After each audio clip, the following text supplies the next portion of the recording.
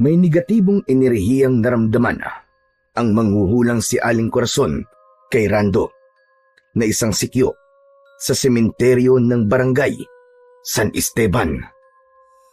Isa raw itong nagbabantang malakas at mapanganib na enerhiya. Sa tulong din ni Aling Corazon ay napag-alaman niyang may taglay pala siyang mutya. Mapapaharap daw si Rando sa mga elemento ng dilim ayon pa kay Aling Corazon. Ngunit kung anong mga elemento ay hindi pa niya alam. 2 tao ang pinaghihinalaan ni Rando na kinakapitan ng kapangyarihang itim. Hindi niya alam kung sino kina Kapitan Tonyo at sa sepulturerong si Mang Nardo. Hanggang sa may nagsipagbangong mga bangkay sa sementeryo isang gabi, mga mababangis at hindi pangkaraniwang mga amalanhig. Paano kaya mapoprotektahan ni Rando ang buong baryo laban sa pagsalakay ng mga amalanhig na yun? Magtatagumpay kaya siyang malupig ang mga ito, lalo na ang pasimuno ng lahat na siyang nagtataglay ng malakas na kapangyarihang itim? Tungayan natin ang maaksyong kwentong ito na kapupulutan ng aral sa buhay. Ngunit bago po ang lahat, huwag po nating kalimutang mag-subscribe at i-hit ang notification bell sa aking YouTube channel na The Voice Addict at Apong Isaac para sa mas marami pang makapanindig balahibong kwentong aswang at katatakutan mula sa mundo ng kababalaghan. Umpisahan na po natin ang kwento. Isang maaliwalas na umaga ng Martes sa sementeryo ng barangay San Esteban. Unang araw roon ng 40 anyos na si Rando bilang sikyo. Umaga ang shift niya, panggabi naman ang kasama niyang sina Gilbert at Leroy. Maganda, malinis at maaliwalas ang sementeryo ng San Esteban. Hindi nakakatakot bantayan pagkat mukha itong parke sa linis at ayos ng mga puntod. Parang hindi pang baryo. Mas mukhang sementeryo ng mga mayayaman. Sa pagroronda ni Rando ay pabulong-bulong siya sa kanyang sarili. Grabe, ang ganda naman talaga rito. Ang dami pang puno na maayos ang pagkakatanim. Saka, mukha namang walang dapat bantayan dito eh. Bakit kaya kailangan pa itong pabantayan ni Kapitan Tonyo? Kahit ang undas ay malayo pa naman. Nakapagtataka lang. Ano kaya ang meron? Sa isang banda, malapit sa isang musileo at isa sa magagandang puntod doon, napansin niya na may isang matandang lumililing doon na pinagkukumpulan ng ilang dumadalaw sa mga puntod ng kanilang mga kamag-anak. Naisipan niyang makiisyoso at baka kung ano ang ganap doon. Baka may pasikretong bintana ng ipinagbabawal na gamot ay kailangan niyang gumawa ng aksyon. Aba, narito rin na siya tiyo. Halika iho, at baka gusto mo rin silipin ko ang mga guhit ng palad mo. Kung gusto mo, ay pwede ko ring alamin ang enerhiyang kumakapit sa pagkatao mo. Isa palang manghuhula ang mga nasa 60 anyos na matanda. Kaya pala, nababalot ng malapad na kulay itim na panyo ang kulubot nitong noo. May disenyong mga bituin, buwan at araw ang itim na panyong yun. Sa unang tingin ay hawig ng matanda si Apo Wangod.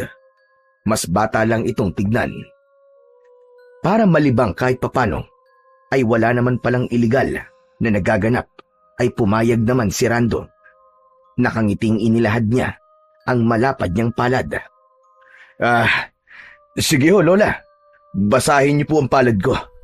Pati na ang sinasabi niyo pong enerhiyang kumakapit sa akin. Sige ho, payag ho ko. Aba, ang lapad naman ng palad na ito. Sige. Saka, kakaiba ang init nito ah. Mukhang may mababasa rin yata akong kakaiba. Seryosong sinuri ng matanda ang mga guhit sa palad ni Rando. Panaka-naka ay sumisingkit ang mga mata nito at malalim na napapaisip. Minsan pa ay tinitigan siya nito ng matiim. Ano pat nakaramdam siya ng kaba. Sandali Lola.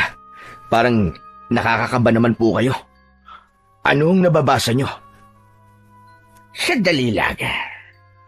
Nakikita ko ritong may tendensiya kang mga bitiho.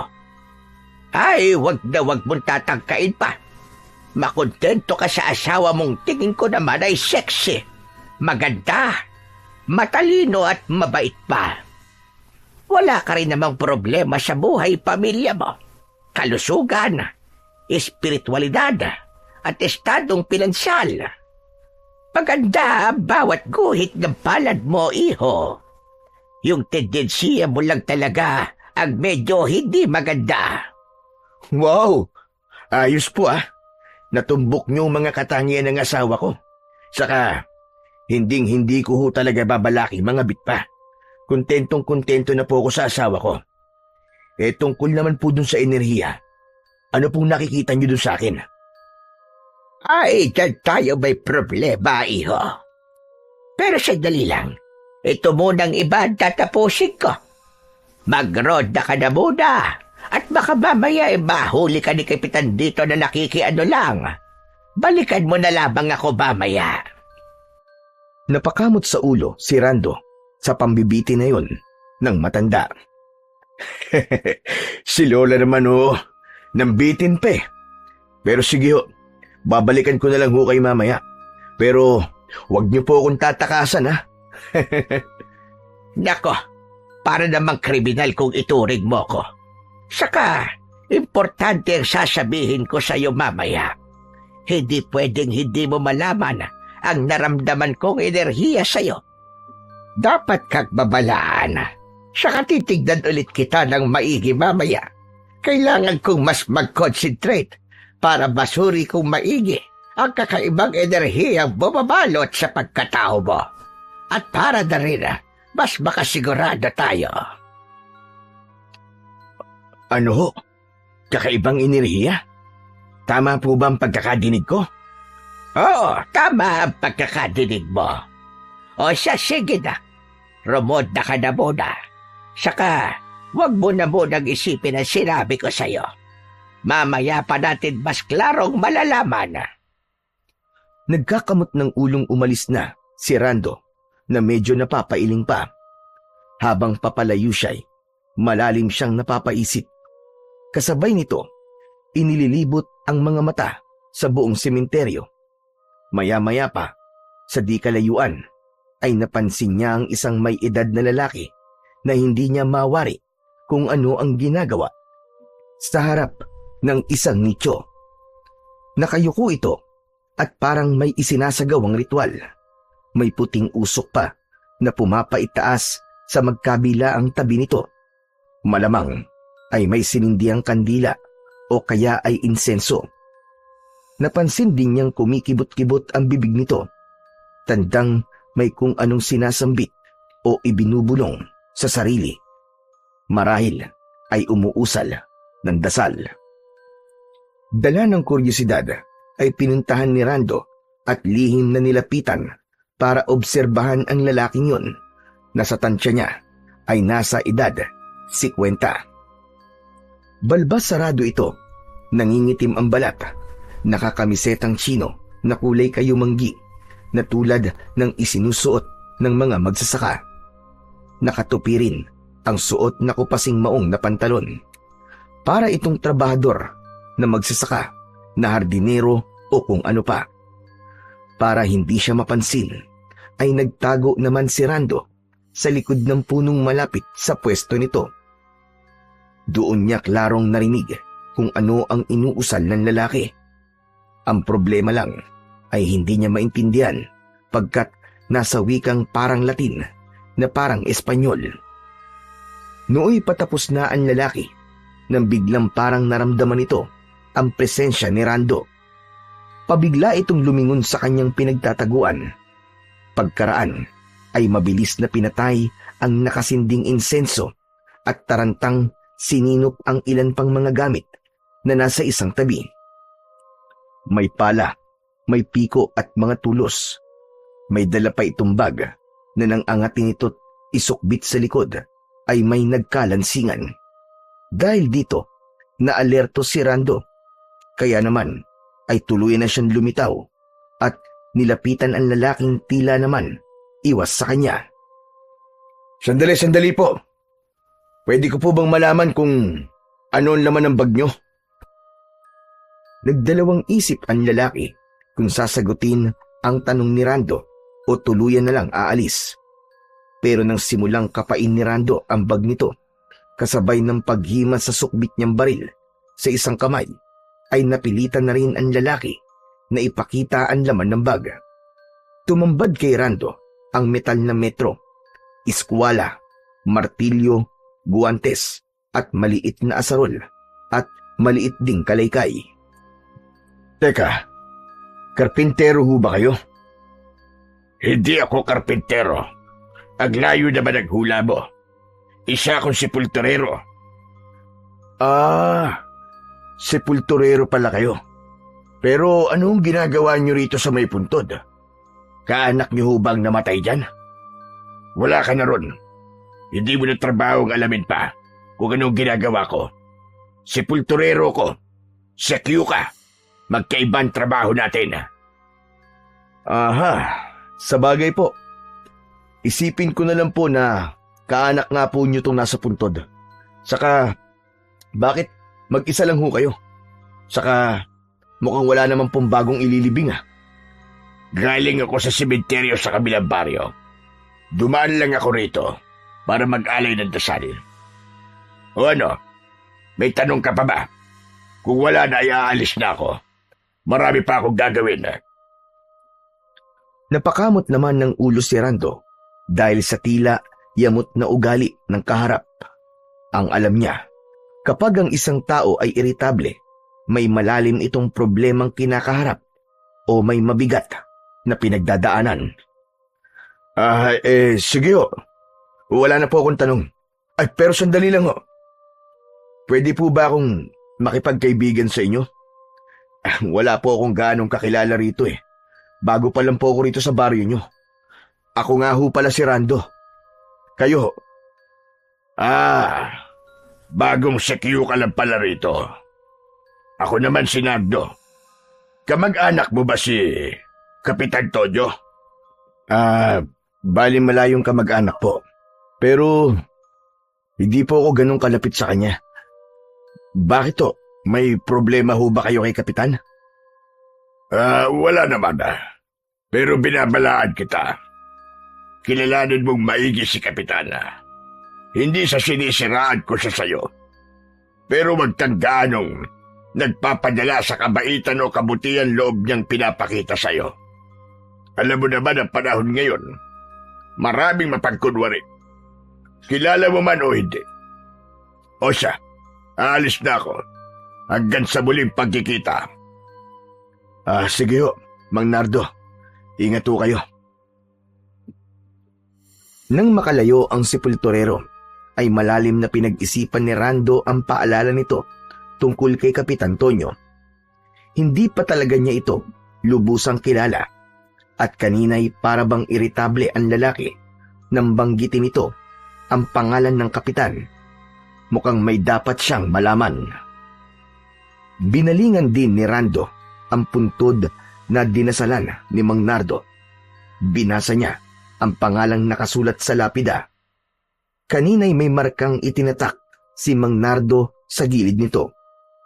Kinaskas na 2 tatsulok na baligtaran. Hinipo pa ito ni Rando at nooy parang biglang bumigat ang pakiramdam niya. Pero agad ding nawala matapos niyang mahipo yun. Teka, Hernani de la Cruz. Baka de la Cruz din ang apelyido ni Mang Nardo. Kaanak niya siguro to. Pero bakit kaya parang Latin ang binigkas niyang dasal kanina? Noon lang ako nakarinig ng ganong klaseng dasal Normal na dasal lang kaya yon? Kinilabutan si Rando nang may kung anong nakakatakot na sumagi sa kanyang isip. Isang senaryong posibleng mangyari sa gabi. Paano pala kung orasyon yun at may kinalaman sa black magic? Wag naman sana. Nako, buti na lang pala at morning shift ako. Pero kung sakali, ay kailangan kong masabihan si Gilbert at Leroy. Tama, kakausapin ko sila mamayang shift nila. Nang maalala ni Rando si Aling Corazon matapos itatak sa isip ang gagawin mamaya, ay nilisan niya na ang puntod na dinasalan ni Mang Nardo. Napalingon pa siya sa katabing mga puntod at napansing may isa pang may marka sa gilid ng lapida na katulad ng lapida ng puntod na nilisan niya. Ganun pa man, ay hindi niya na yon gaanong inisip pa. Habang naglalakad, ay inisa-isa niya ang mga puntod at iniiskan ang mga taong dumadalaw sa paligid. Hanggang sa mamataan niya si Aling Corazon na sumasalubong sa may pathway. Inawayan siya nito at sumenyas sa kanya papunta sa pasadyang mga upuang semento roon na nilililiman ng mayabong na puno ng umbrella tree. Natapos din ang mga makukulit na nagpatingin sa akin kanina sa may busileo. Awa ng Diyos, ay wala naman akong nabasahan na hindi maganda ang guhit ng palad. Wala rin may negatibong enerhiya bumabalot sa kanilang pagkatao. Nako, mabuti naman po kung ganun. Nanang, ituloy na po pala ninyo yung sinabi nyo sa akin kanina. Excited na rin po talaga akong malaman eh. O siya, sige. Akin na nga ulit yung kamay mo. Babasahin at pakikiramdaman ko ulit kung sakaling may hindi ako nakita kanina. Kung bakit naman kasi ikaw lang ang medyo may alanganin akong nakita at naramdaman. Alam mo, kanina talaga ay kinabahan ako sa iyo dahil sa negatibong enerhiyang kumakapit sa iyo. Ako rin naman kinabahan din. First time ko po talaga yun na may bumasa sa palad ko. Kumbaga virgin pa po ang mga palad ko. Hay nako, ano ba naman yung joke mo? Virgin na, tapos ganito naman, alanganin. Matanong pala kita, naniniwala ka naman ba sa mga tulad kong nakakabasa ng kapalaran sa pamamagitan lang ng guhit ng palad at nakakaramdam ng kakaibang mga enerhiya sa paligid? Tatapatin ko kayo, Nanang. Sa totoo lang po, ay hindi ko pa alam kung maniniwala ba ako sa inyo o hindi. Depende po siguro kung magkakatotoong sasabihin nyo sa akin tungkol sa kakaibang enerhiyang nararamdaman nyo na sabi nyo nga ay kumakapit sa pagkatao ko. Pero kanina natumbok nyo mga katangian ng asawa ko, ay masasabi ko pong 50% na po akong naniniwala sa inyo. Ayos yan. Pero sasabihin ko sa iyo, ako rin ay hindi naniniwala dati sa mga katulad ko. Pero isang araw ay natuklasan kong ako mismo pala ay may itinatagong kakayahang bumasa ng palad ng tao at makaramdam ng kakaibang enerhiya sa paligid. Dahil paga sa kakayahan kong ito, ay nalantad sa akin ng ibang mga mapagpanggap na katulad ko na nakakabasa raw pero peke pala at pinipirahan na lang ang mga tao. Kaunti lang talaga ang mga katulad kong may ganitong totoong espesyal na kakayahan. Yung karamihang nagkalat dyan ay mga huwad at puro nagpapabayad. Ang mga totoo na tulad ko ay hindi nagpapabayad. Ang layunin namin ay magbabala sa mga tao at makatulong sa kanila na makita kung maayos ba o hindi ang kanilang hinaharap para makapaghanda sila. Mariing tumango-tango si Rando sa mga sinabi ni Aling Corazon. Pero dahil sa mga yon, ay lalo naman siyang kinabahan habang iniaabot sa matanda ang kanyang palad. Nakakamangha naman po mga katulad nyo. Kaya lang parang lalo naman po akong kinakabahan.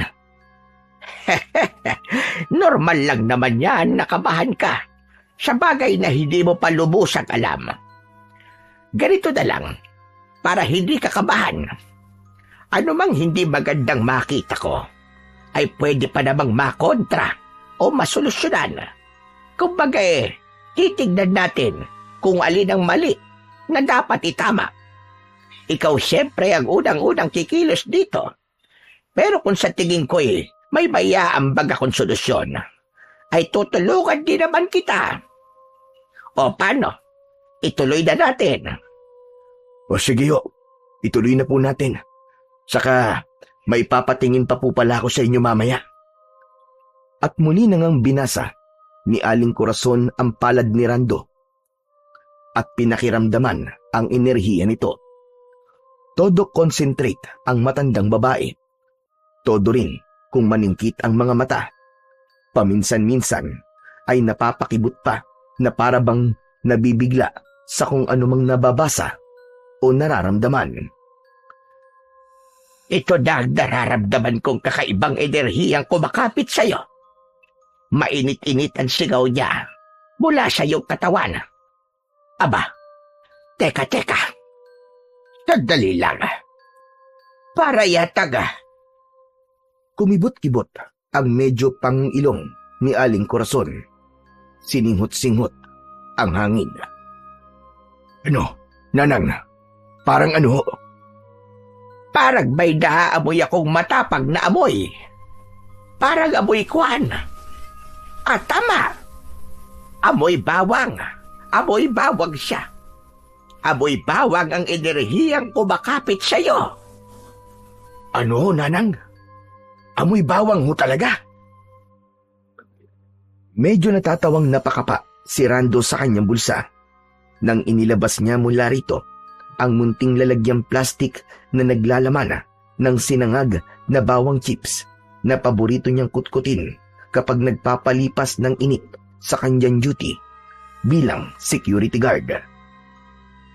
Nanang, baka ito naman hong nararamdaman at naaamoy niyo. Bawang chips po ito. Palagi po ako may baon nito sa duty. Sideline din ho kasi ito ng misis ko. Nagtitinda ho siya ng ganito. Saka, ito pong dala ko ay chili flavor. Kaya siguro nasabi nyo rin na mainit na enerhiya. Seryoso ako. Huwag kang tatawa-tawa. Saka hindi ko naman alam na may dala kang ganyan. Teka, pwede ko bang hawakan at suriin? Baka kasi hindi yan normal na bawang chips lang. Iniabot naman yun ni Rando. Nang mahawakan naman ito ni Aling Corazon, ay napakislot na naman ito at naningkit na naman ang mga mata. Aba, hindi nga ito basta bawang chips lang, iho. At malakas ang kutob kong sa misis mo nang galing ang kakaibang enerhiyang ito. May anting-anting na nakahalo rito. Ano ho? May anting-anting ang misis ko? Parang malabo naman po yata yun. Aba, sa'yo nang nararamdaman ko rito sa bawang chips na to. Kausapin mo kaya minsan ang asawa mo tungkol dito.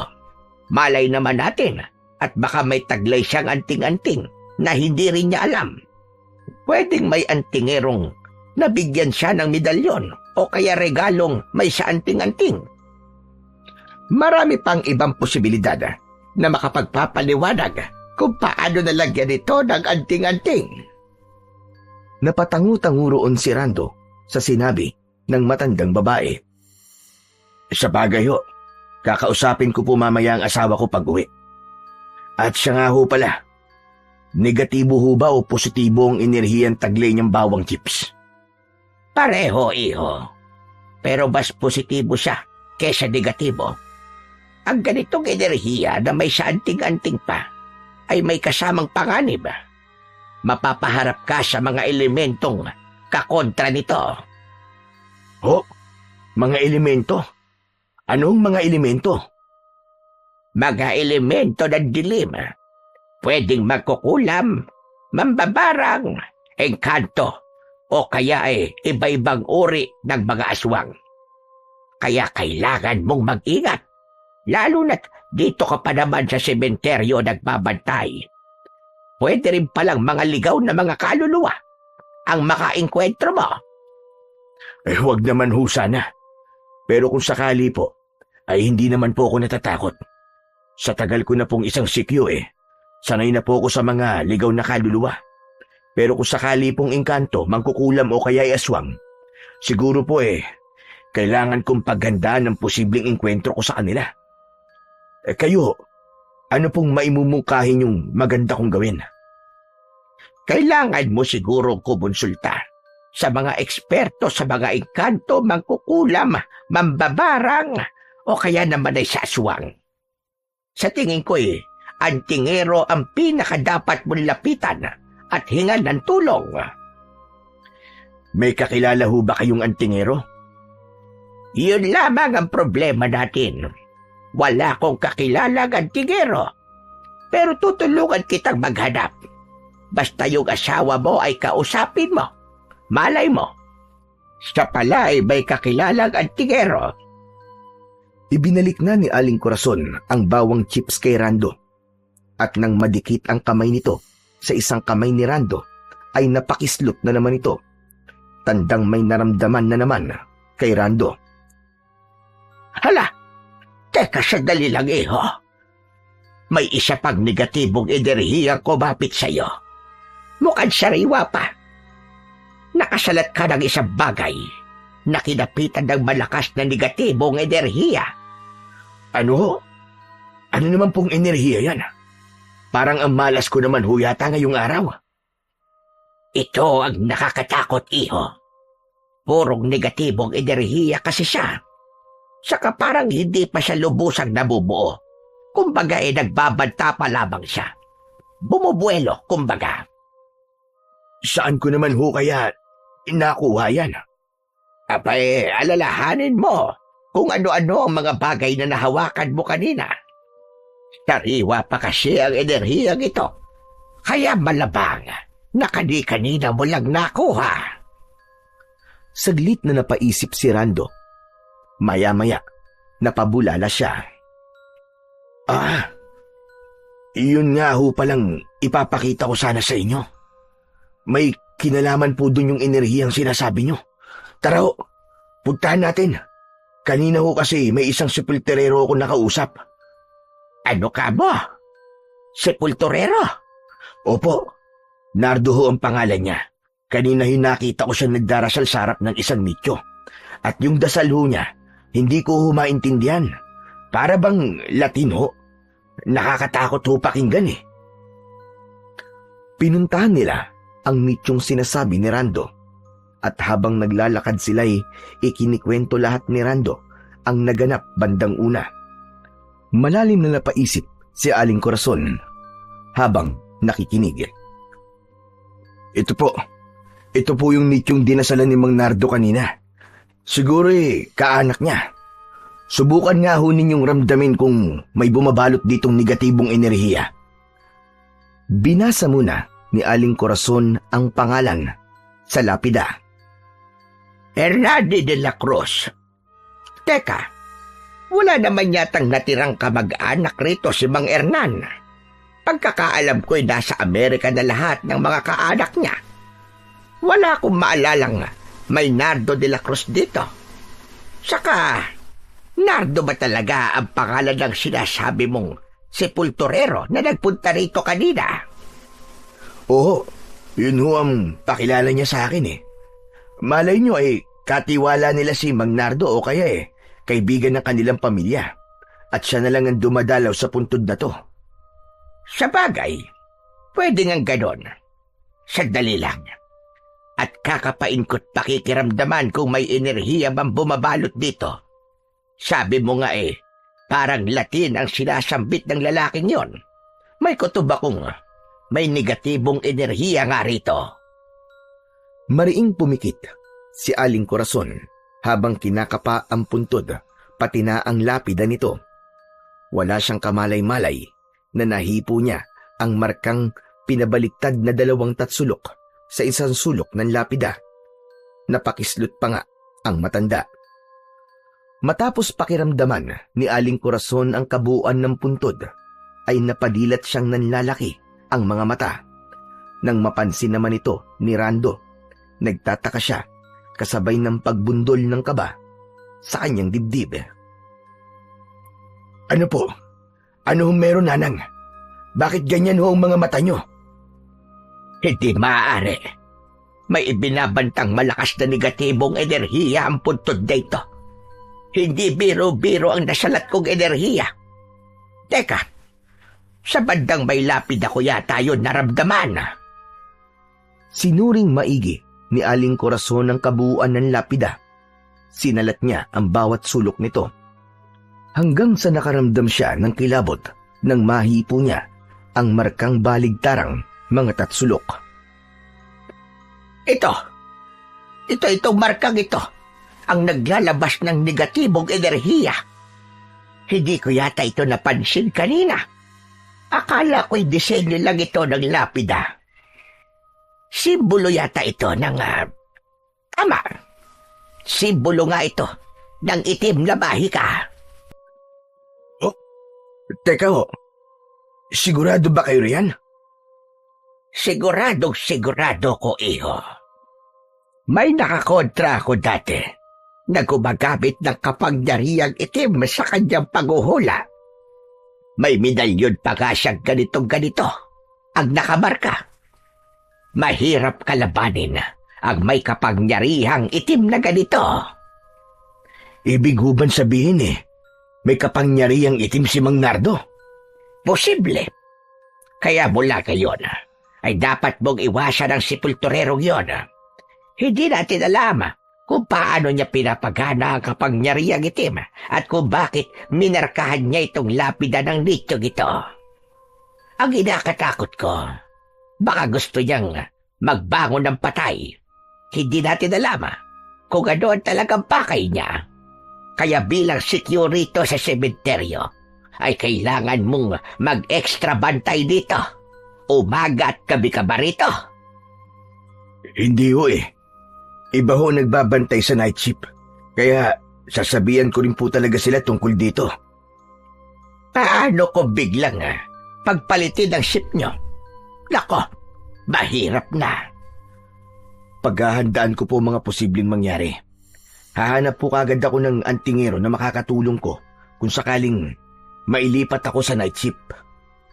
Tama. Hay, nako. Kinikilabutan talaga ako sa nararamdaman kong malakas na negatibong enerhiya sa lapidang ito. Ay, sandali lang. Wala ka na bang ibang kakaibang napapansin dito sa sementeryo? Saglit na natigilan si Rando. Inalala niya ang mga nagdaan niyang pagbabantay. Maya-maya pa ay may naalala siya. May nakita ho pala akong ibang nicho na ang lapida ay may marka ring katulad po nitong isa. Talaga? Aba, nasaan?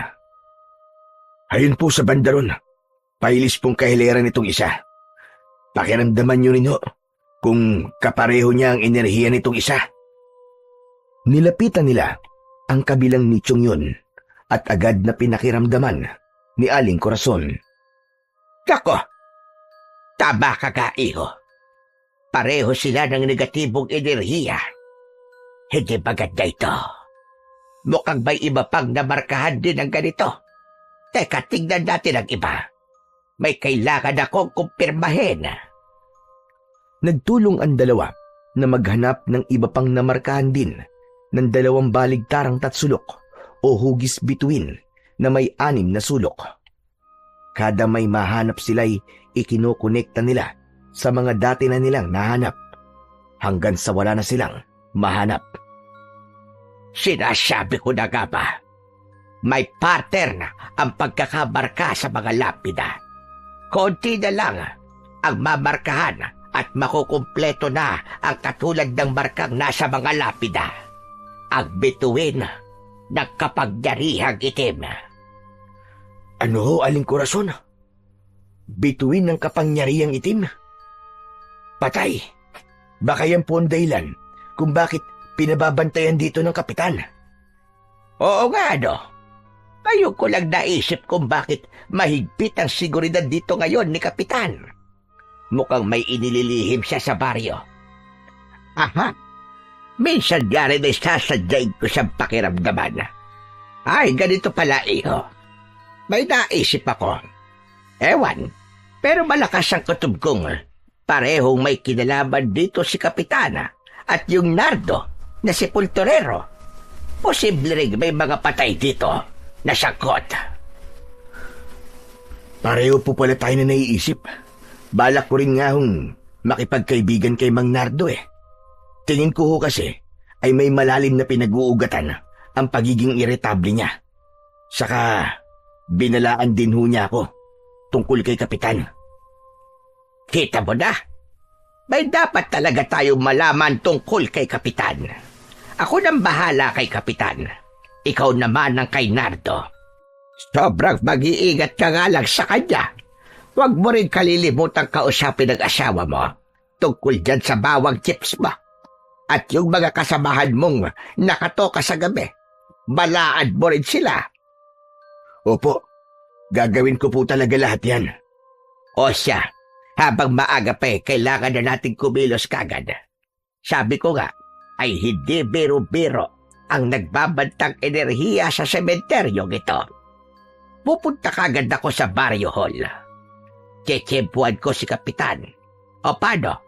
Magkita na lang ulit tayo kapag may nasagap na ako mula kay Kapitan. Sige ho, mag-iingat po kayo sa lakad nyo. Ay, oo nga ho pala. Ano ho bang pangalan nyo? Ako nga ho pala si Rando. Kayo po? Pambihira ka. Nabanggit ko na sa iyo ang pangalan ko. Corazon. O paano? Maiwan na kita, Rando, ha? Hihingi pa sana ako ng bawang chips mo eh. Kaso wala kang magiging proteksyon. Baka babaya biglang magising ang negatibong enerhiyang nakatulog pa sa ngayon sa sementeryong ito. Bigyan mo na lang ako siguro sa susunod. Huwag ho kayo mag-alala. Bibigyan ko po talaga kayo sa susunod. Tuluyan ang naghiwalay ang dalawa. Naiwan si Rando na malalim na napapabuntong hininga habang tanaw ang kabuuan ng sementeryo. Hindi niya akalaing ang kakaibang ganda ng sementeryo ay nababalot pala ng nakaambang panganib. Hindi pala biro-birong pagbabantay ang kailangan niyang harapin. Nang sumapit na ang kinahapunan, ay dumating na ang papalit sa kanya para sa night shift. Ngunit napansin ni Rando na mag-isa lang ang 38 anyos niyang kaibigan na si Gilbert. O buddy, bakit mag-isa mo lang dumating dito? Nasa si Leroy? Nako may emergency daw sa kanila eh. Kanina lang, manganganak na raw ang misis niya. Nagpasabi siya sa akin na kung pwede, ay ikaw na raw muna ang pumalit sa kanya ngayong gabi. Iista mo raw ang gabing ito at ikakaltas daw niya sa sahod niya at ibibigay daw niya sa'yo. Tinawagan na raw niya ang misis mo at nakapagpaliwanag na yun nga, straight hanggang night shift ka ngayon. Kung gusto mo, para mas makasiguro ka, tawagan mo ngayon ang misis mo. Tinawagan nga ni Rando ang misis niya at nakumpirma niyang naipagpaalam na nga siya ni Leroy. Grabe naman to. Akala ko pa naman makakapagpahinga na ako mamaya. May importante pa sana akong sasabihin kay misis Ay nako buddy, ganyan talaga ang magkakabady. Kailangan din na magdamayan paminsan-minsan. Pag ikaw naman ang nasa emergency, kami naman ang sasalo sa ship mo. Sa laki ng katawan mong yan manilang sa'yo ang dumiretso sa night shift. Ano pa nga ba ang gagawin ko? Siguro pwede ko namang sa tawag na lang sabihin kay Mrs. ang kailangan kong sabihin sa kanya. Aba, buddy, bakit? Importante ba sana yung sasabihin mo? Mamaya mo malalaman. Makinig ka na lang mamaya sa usapan namin. Kapag narinig mo kaagad ngayon, ay baka matakot ka at hindi ka na makapag-concentrate sa pagbabantay mo rito sa sementeryo. Sira ulo, kailan pa ako nagkaroon ng kinatatakutan? Sa tagal ko ng palaging night shift sa pagsisikyo manhid na ako sa mga multo-multo o engkanto. Hindi uubra sa akin yung pananakot mo, buddy. Talaga lang ha? Sige, mamaya makapaghapunan ako, ay sasabihin ko na rin sa'yo kung ano ang nangyayari sa sementeryong ito na binabantayan natin. At siya nga pala, dinalhan mo ba ako ng mahahapunan ko? Oo, sinagot na nga ni Buddy Leroy. Heto nga lechong manok with sarsa, kanin at Mountain Dew. San Miguel pa. Sana nga para sa ating dalawa, kaso nalimutan niya Saka na lang daw, i-blow out na raw niya tayo paglabas ng misis niya. Iba rin talaga ang body natin, no? Paano? Ikaw na muna magbantay rito at maghahapunan lang muna ako. Nakapaghapunan ka naman na siguro. Doon muna ako kina Kapitan. Malapit lang naman dito ang bahay nila. Sasabihin ko na rin sa kanya na ako ang pansamantalang pumalit kay Leroy. Sige lang, buddy. Basta wag ka magtatagal doon Samahan mo kagad ako rito. Mahirap pang mag-isa lang sa gabi. Alam mo naman ang panahon ngayon. Mas nakakatakot pa ang mga taong masasamang loob kaysa sa mga multo. Sa bahay naman ng 55 anyos na si Kapitan Tonyo, nang naroon na si Rando, ay ganito naman ang eksena matapos niyang makapaghapunan doon at matapos din niyang ipaalam dito ang tungkol kay Leroy. Siya nga pala, Rando. May napapansin ka bang sepulturero na aali-aligid doon sa sementeryo? Ho? May nakausap po akong isang sepulturero kanina, Kapitan. Si Mang Nardo ho. Mataan yung maigi ang isang yun. Lalo na ngayong gabi. Wala akong tiwala sa sepulturerong yun. Baka nakawa ng mga bagong libing o kaya kung ano-ano pa ang gawin. Mag-iingat din kayo sa taong yun. Iwasan nyo kapag nakikipagkaibigan sa inyo. Mahahawaan kayo sa kanyang kamalasan. Habang nagsasalita ang kapitan, ay pasimpleng inoobserbahan ni Rando ang ekspresyon ng mukha nito, pati na ang body language nito. Naalala rin niya kung paano naman siya balaan dati ni Mang Nardo tungkol naman kay kapitan. Halos pareho lang ang mga ito ng ekspresyon ng muka at body language. Pakiramdam niya ay may kung ano sa pagitan nilang dalawa. Kapitan, matanong ko lang ho. Huwag sana ninyong mamasamain. Isa po ba si Mang Nardo sa mga dahilan kung bakit maigpit po ang pagpapabantay niyo sa sementeryo? Saglit na natigilan si Kapitan Tonyo.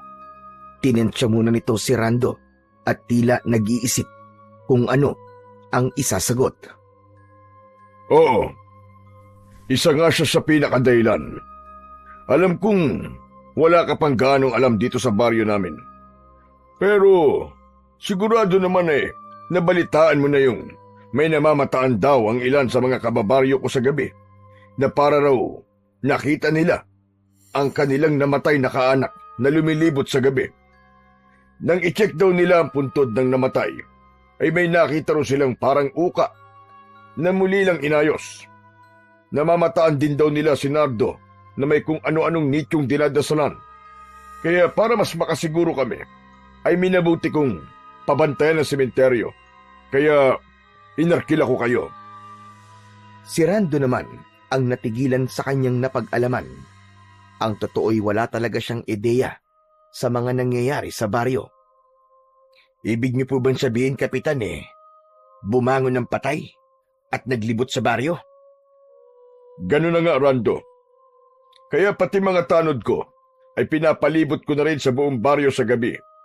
Sila rin kamuntikan ng salakayin minsan ng mga yon na hindi namin maintindihan kung multo ba o talagang bangkay mismo na bumangon. May nakapagsabi na baka amalanig daw. Pero napaka-imposibleng magkaroon ng amalanig dito sa lugar natin.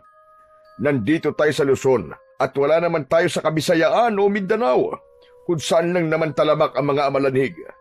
Isa pa walang may lahing amalanig dito. Kilala ko ang lahat ng taga rito sa baryo. Ni walang dayo na nagbuhat sa Visayas o Mindanao. Anong sabi niyo, Kapitan? Amalanig? Paano po kung amalanig nga? Tsaka, base na rin po sa mga sinabi nyo tungkol kay Mang Nardo, malamang na siya nga po ang dahilan ng pagbangon nila. Imposible. Paano naman magkakaroon ng ganong kakayahan ng Nardong yun? Aba, malay ho natin kung may malalim siyang dahilan. Saka, alam niyo ho bang... Saglit na nagdalawang isip si Rando kung sasabihin ba niya sa kapitan ang natuklasan nila ni Aling Corazon o hindi muna. Sa huli ipinasya niyang wag na lang munang sabihin. Ang rason niya'y baka hindi pa nalapitan at napakiramdaman ni Aling Corazon ang kapitan. Makakatunog ito kapag ikikwento niya ang mga natuklasan nila tungkol kay Mang Nardo. Alam ko kung ano. Huwag mong sabing nakakausap mo ang Nardong yun. Sinasabi ko sa'yo, Rando, huwag na huwag kang makikipaglapit sa taong yun. Huwag na huwag kang maniniwala sa kahit na anong sasabihin niya. Ni hindi mo kaano-ano yung tao. Sa akin ka mas maniwala dahil malayong magkamag-anak tayo. Napatangu-tangu na lamang si Rando. Pero sa isip niya'y may kutob siyang unti-unting nagiging solido. Sigurado siyang meron ngang sikreto sa pagitan ni na Mang Nardo at ni Kapitan. At para mas makumpirma niya, talagang kailangan niyang makipaglapit at makausap si Mang Nardo. Naniniwala siyang may malalim talagang dahilan kung bakit sinusubukan itong magpabangon ng mga patay sa sementeryo. Kapitan, ano palang apelyido ni Mang Nardo? Pwede ko hubang malaman? Rudis.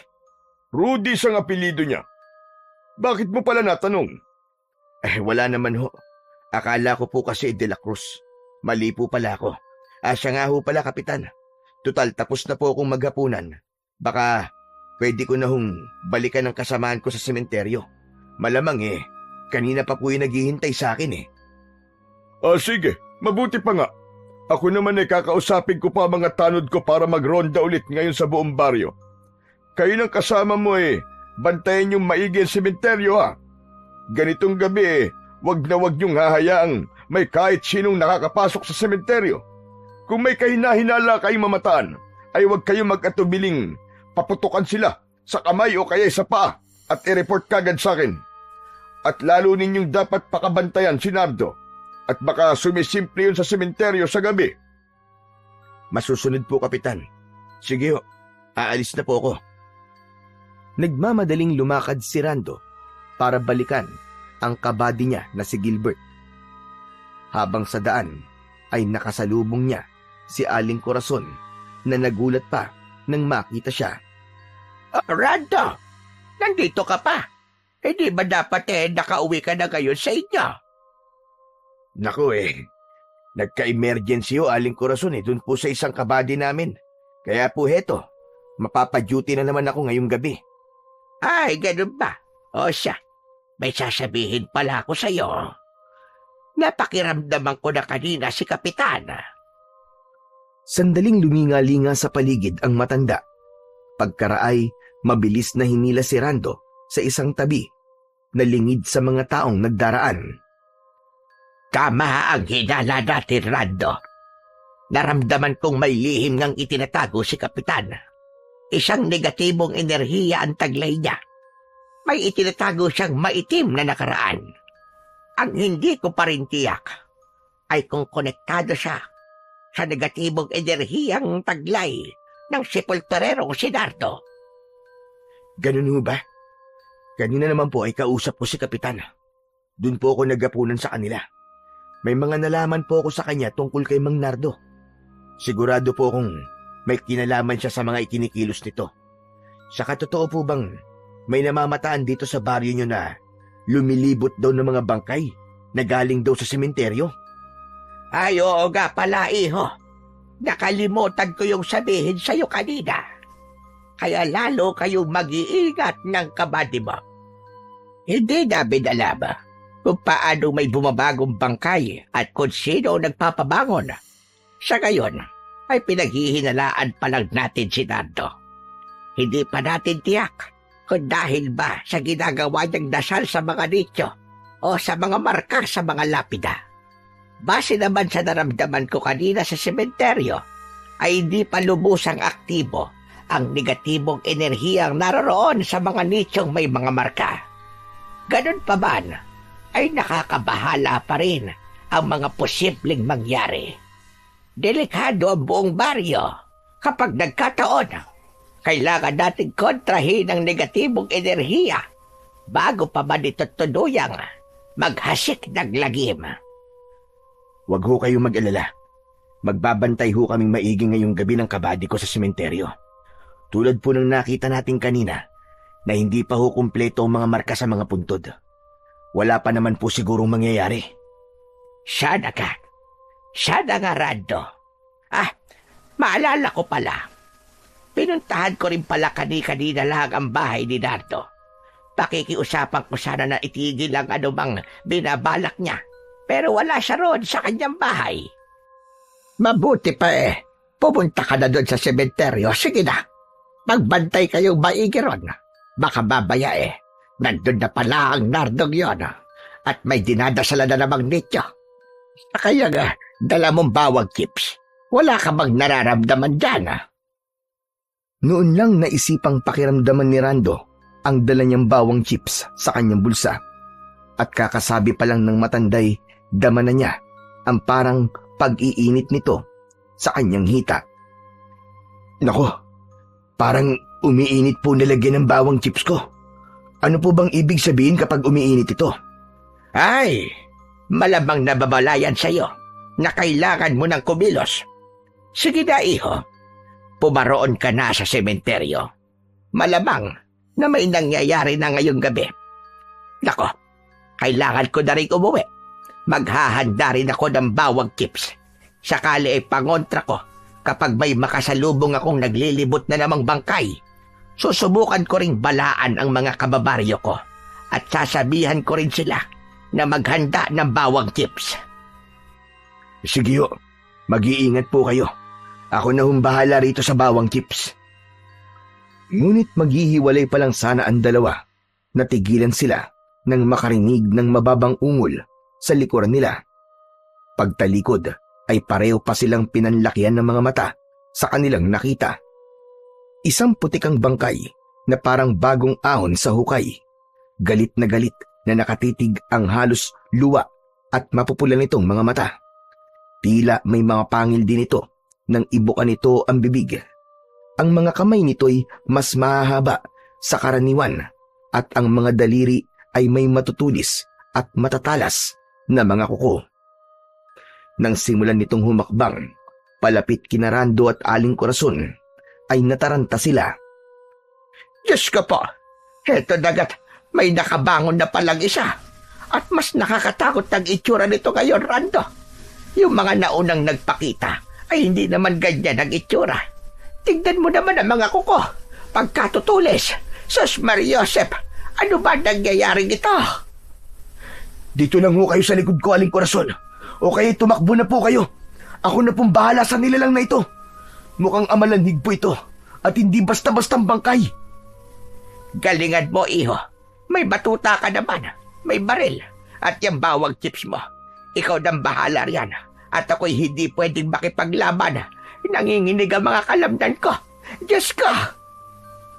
Maya-maya pa, nagsigawan na ang ilang kababaihang nakakita rin sa amalanhig, nakaharap ni Rando. Nang magtakbuhan ng mga ito'y sumabay na ring nakitakbo si Aling Corazon habang sumisigaw kay Rando. Rando, mag-iingat ka! Gamitin mo yung bawang chips!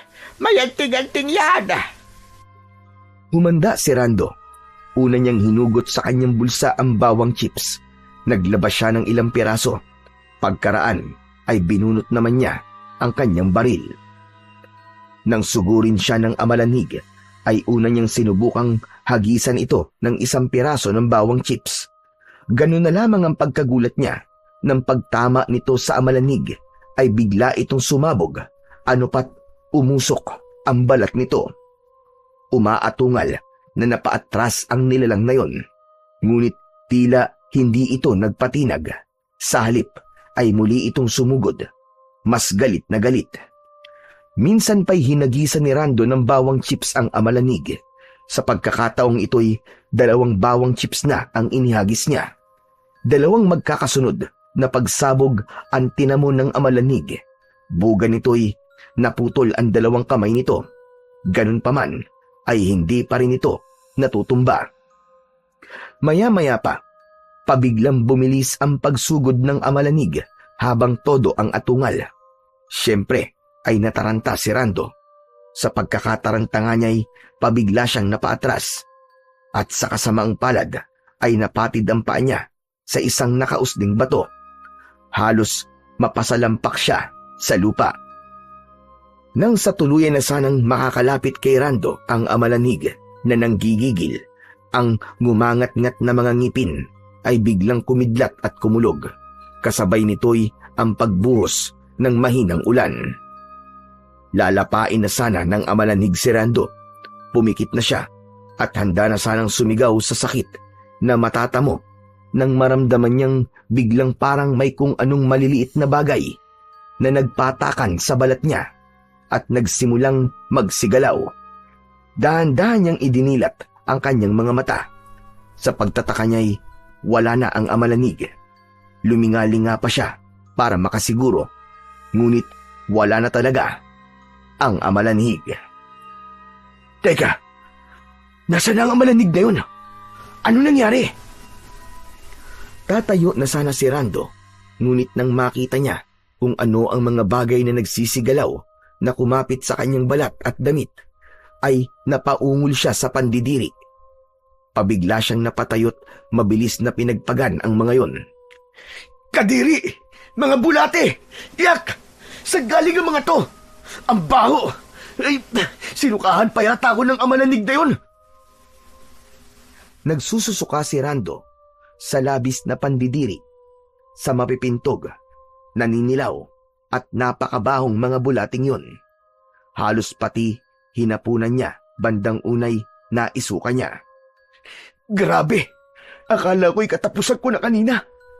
Pero suka lang ba talaga ng amalanig ang mga bulate? Imposible. Sobrang dami. Hindi kaya naging mga bulate ang amalanig na yun? Napatingala sa madilim na kalangitan si Rando. Nagsasalitan ang pagguhit at pagdagundong ng mahihinang mga kidlat at mga kulog. Dahil din kaya sa ulan? Saka bakit biglang umulan sa kalagitnaan ng tag-araw? Maya-maya, natigilan si Rando nang maramdaman niyang umiinit na naman ang bawang chips sa kanyang bulsa. Umusok pa man din ito. Inilabas niya itong muli at nang mapansin niyang nagtumpok-tumpok ang nagkikislutang mga bulate at nagsimulang gumapang patungo sa kanyang direksyon, ay naalarma siya. Anak nang, mukhang susugurin pa yata ako ng mga bulating ito ah. Teka! Naisipan ni Rando na hagisan din ng bawang chips ang tumpok ng mga bulate. Sa isang hagis niya'y umusok at sumabog ang mga bulating yon. Ngunit dahil sa dami ng mga ito'y umabot pa ng mga 5 chips bago tuluyang naubos ang mga ito. Napaubo na lang si Rando pagkatapos dahil sa mabahong amoy ng usok ng mga ito. Napakabaho talaga. Siguro yung mga uudyo ng amalanig kanina. Naku, teka. Kailangan ko na palang puntahan si Gilbert. Sigurado akong sasamantayin ng mga masamang loob na pumuslit sa sementeryo ngayong umuulan. Baka pati si Mang Nardo pumaroon. Pagdating ni Rando sa sementeryo, napansin niyang bukas ang gate na dapat sana'y nakalak. Bawat sikyo ay may tig-iisa namang duplicate key.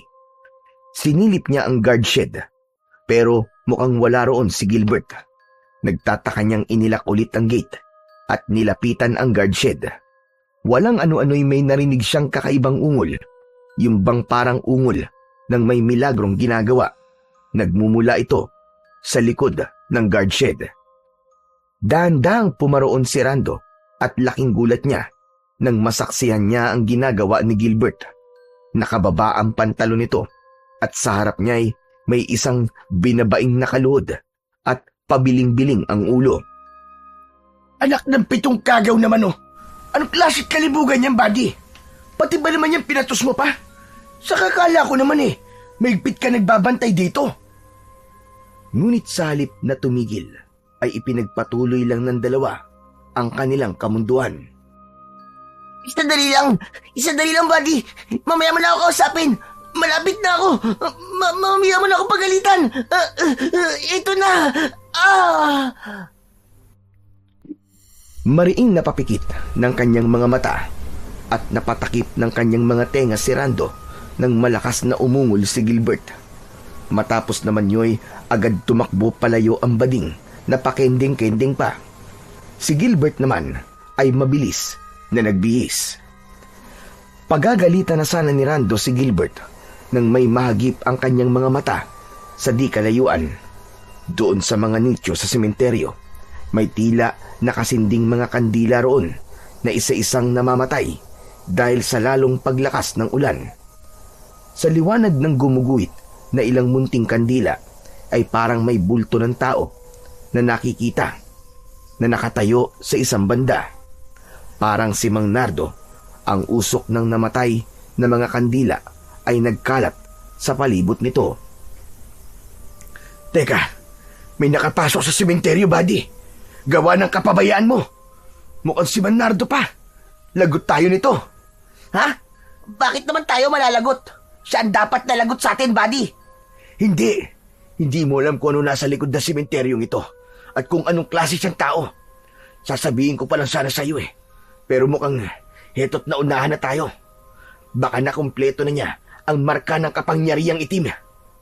Teka, ano ba pinagsasasabi mo, buddy? Anong marka ng kapangyarihang itim? At biglang gumuhit ang isang matalim na kidlat at tumama mismo sa isang nicho sa kalagitnaan ng sementeryo, malapit mismo sa kinatatayuan ni Mang Nardo.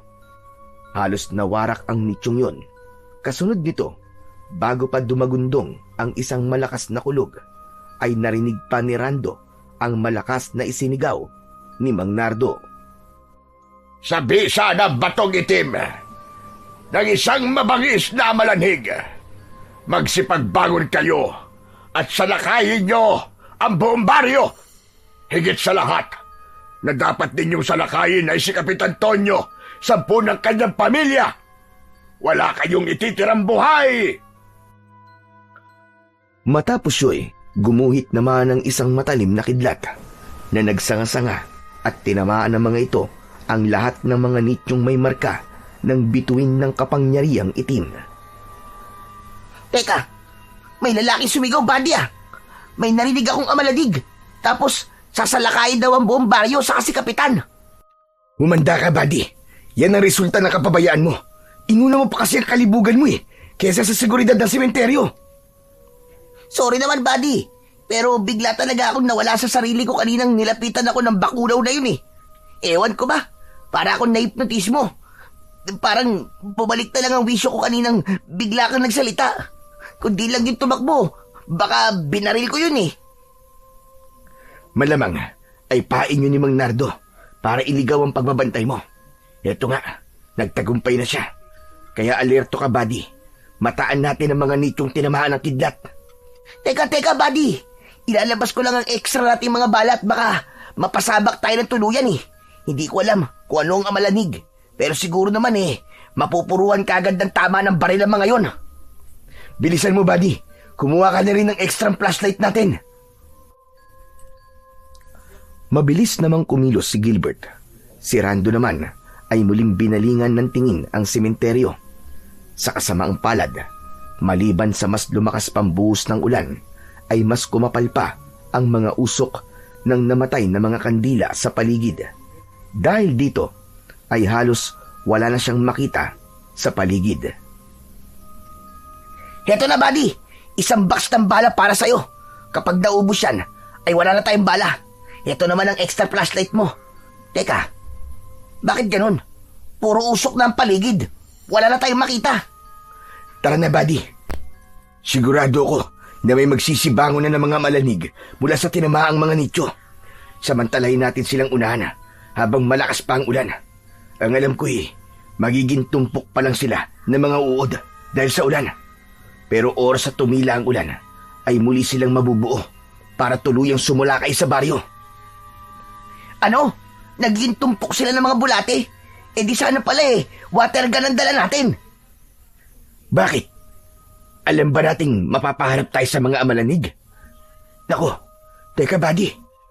Umiinit na naman pala ang bawang chips ko. Ito nga pala ang dagdag panlaban natin. May saanting-anting to buddy sa maniwala ka't sa hindi.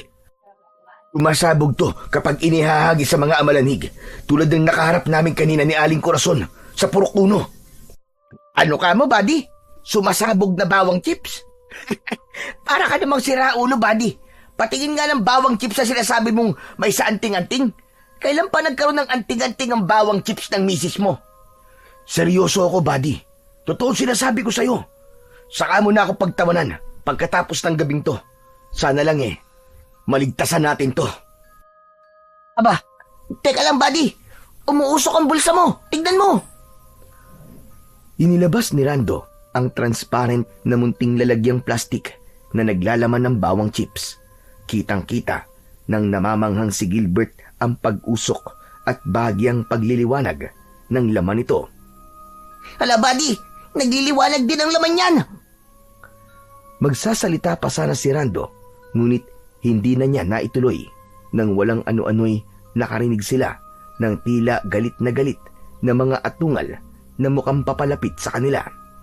Pagbaling nila't pagtutok ng kanilang mga flashlight ay ganun na lamang ang pamimilog ng mga mata nila nang mamataan ang papalapit na mga amalanig na ang mga itsura ay mas nakakatakot pa kaysa sa una ng nakalaban ni Rando. Anak ng puti ko! Nakabangon na sila, buddy! Saka, mukhang hindi sila nagiging mga bulati sa ulan. Paano nangyayaring ganito? Samantalang ganun na nangyari sa unang nakalaban ko. Grabe! Mga malanig na ba ang mga to, buddy? May mga pangil talaga sila. Ang hahaba't matutulis pa ng kanila mga kuko sa kamay. Mas mukha sila mga aswang Mga aswang na amalanig sila, buddy. Hindi sila pangkaraniwan. Dahil sa dinasalan sila ni Mang Nardo gamit ang kapangyarihang itim. Humanda ka. Sa ulo ang asintahin mo para tiyak na matumba sila. Bigla silang bibilis kumilos kapag natamaan at hindi sa ulo. Hay na, buddy! May papasugod na sa banda mo! Nang tangkaing dukwangin ng isang amalanhig si Gilbert, ay kagad nitong binaril sa ulo. Ngunit dahil dito'y naging mityayon para magsiatungal sa galit ang iba pang mga amalanig sa paligid. Kasunod nito'y sabay-sabay at tulad ng sinabi ni Rando ay mabilis na umatake ang mga ito. Nagsunod-sunod ang pagpapaputok ng baril ng dalawa dahil sa pagkataranta. Nadadaplisan lang ang iba. Ang resulta, lalo pang bumilis ang kanilang pag-atake. Anak ko po! Anak ng 7 kumag naman Lalo silang bumibilis Grabe! Kinakabahan na ako! Mag-concentrate ka lang, buddy! Huwag ka nang dala ng data! Huwag mong hayaang makalmot o makagat ka at baka mahawaan ka nila! Sige, buddy! Pero yung bawang chips mo pala, bakit hindi mo pa gamitin? Tsumitsyempo lang ako, buddy. Saka, hindi ko to pwedeng maubos kagad. Ito lang ang dala ko. Nang dukutin na ni Rando ang bawang chips sa kanyang bulsa, ay siya namang sabay-sabay na pagsugod ng 3 galit na mga amalanig kay Gilbert. Ang isa pa'y pabiglang lumundag, dahilan para ito at si Gilbert ay kapwa matumba at magpagulong-gulong sa lupang nagpuputik na. Buddy, tulong! Napakalakas pala nila! Tulungan mo ako! Dito na ginamit ni Rando ang bawang chips na nooy napansin niyang lalo pang nagliliwanag. Umalingasaw din bigla ang matapang nitong amoy, ano pat nagsimula siyang layuan ng mga amalanhig. Si Gilbert, sa halip ang binalingan ng mga ito at tinangkang pagkumpulan. Buddy! Ano na? Pinagkukumpulan na ako! Tulong! Ito na, buddy! Hagisan ko na sila ng bawang chips! Sabayan mo ng tulak! 1, 2, 3! Buddy! Isa-isang hinagisan ni Rando ng bawang chips ang mga amalanig. Kada matamaan ay nasasabugan. Pero hindi sila kagad namamatay. Nagiging mga uod lang ang ibang parte ng kanilang mga katawan. Bumilis din at lalong bumangis ang kanilang pagkilos. Ano pat, lalong nahirapan si Gilbert na depensahan ang kanyang sarili. Tadyak dito, tadyak doon ang ginawa niya, kasabay ng pag-asinta ng kanyang baril. Buddy, lalo silang bumabagis eh. Ituloy mo lang ang pag-agis ng bawang chips. Huwag mo silang tigilan. Pero sa dami nila, buddy, mukhang mauubos na ang bawang chips ko. Bahala na, buddy. Ang importante ay makatayo ulit ako. Sige na, dali na. Ayoko malapa ng mga siraulod to. Pinagsunod-sunod na nga ni Rando ang paghagis ng bawang chips. Hindi niya tinantanan hanggang hindi nauubos ito, hanggang sa tuluyang makatayong muli si Gilbert. Nagkalat sa palibot nila ang mga nagkikislutang mapipintog at nakakadiring mga uod. Bilisan mo, buddy! Magtalikuran tayong dalawa, dali! Grabe, ang daming mga uod. Napipisa sila kapag natapakan. Ang babaho, nakakadiri. Inabutan ni Rando si Gilbert ng ilang bawang chips. Ito, buddy, hagisan mo rin ang tumpok ng mga uod. Teka, buddy. Ang dami mo nang naihagis kanina, di ba? Pero bakit parang marami pa rin laman niyang lalagyan mo? Ha? Oo nga, no. Parang hindi nababawasan ah. Sabi ko nga sa'yo eh, may santing-anting talaga to. Oh, ito pa ang ilang bawang chips oh. Hagisan lang natin sila ng hagisan. Dali, buddy! Nagtalikuran nga ang dalawa at pinagtulungang hagisan ng mga bawang chips ang iba pang mga amalanig at ang tumpok ng mga uod sa kanilang paligid. Mabilis ang bawat nilang pagkilos pagkat bumibilis din ang mga amalanig.